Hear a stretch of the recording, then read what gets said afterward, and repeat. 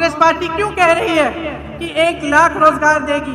छत्तीसगढ़ के मुख्यमंत्री बैठे हैं, भूपेश बघेल जी बैठे हैं, इन्होंने 5 लाख रोजगार दिलवाए हैं, 5 लाख 3 सालों में।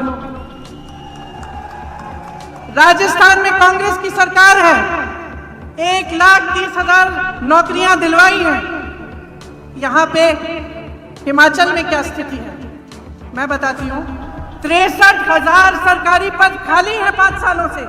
63,000 युवाओं की नौकरियां खाली पड़ी हैं, लेकिन आपको दी नहीं है। जब हम कहते हैं 1 लाख रोजगार देंगे, इनके मुख्यमंत्री कहते हैं ये तो हो ही नहीं सकता।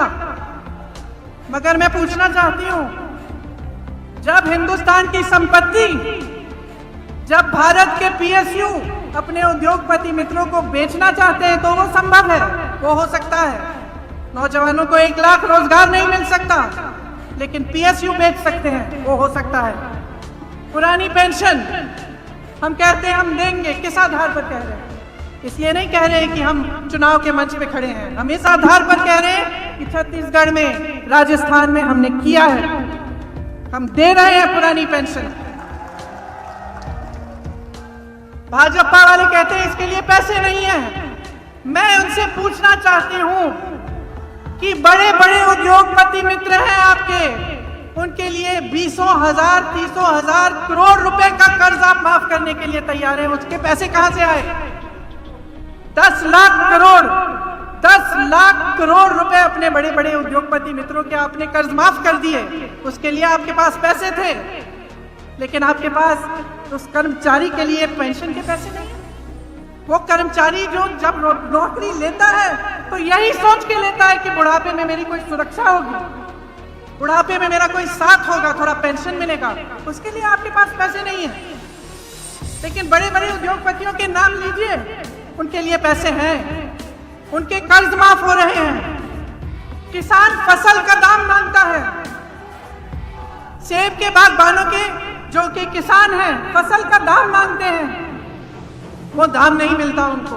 वो दाम कौन तय कर रहा है आज भाजपा के राज में?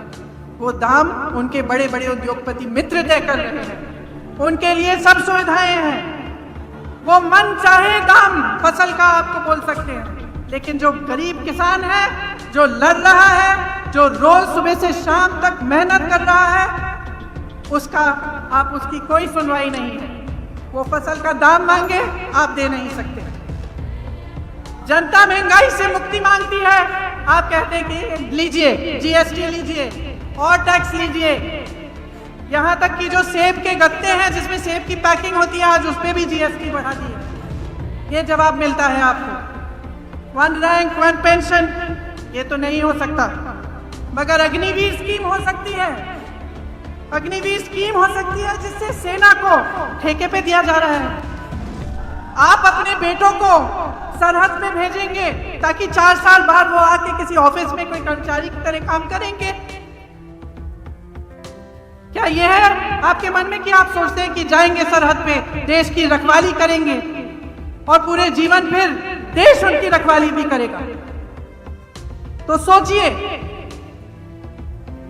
कि क्या कहना चाहते हैं ये लोग।